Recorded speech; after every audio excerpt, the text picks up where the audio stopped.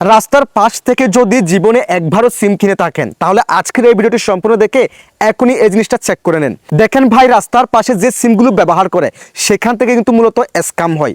সেখানে আপনি যে আপনার এনআইডি কার্ডের ইনফরমেশন দিচ্ছেন, আপনি যে ফিঙ্গারপ্রিন্ট দিচ্ছেন, সেগুলো তারা সেভ করে তারা আরও অনেকগুলো সিম রেজিস্ট্রেশন করে তারা কি করে, সেগুলো অন্য কোথাও অন্য কাউকে বিক্রি করে দেয়। সেই ক্ষেত্রে তারা যদি কোনো ক্রাইম করে, অপরাধ করে, সেটা কিন্তু দায়ভার আপনার উপর চলে আসবে।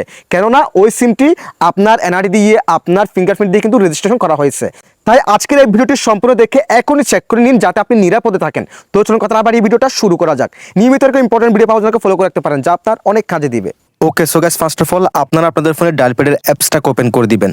দেন এখানে আপনারা প্রেস করবেন *16001# একুটি প্রেস করে ডায়াল প্যাডে ক্লিক করে দিবেন। দেন এখানে আপনার এনআইডি কার্ডের লাস্টের 4টা সংখ্যা এখানে দিয়ে দিবেন। সো আমি দিয়ে দিচ্ছি।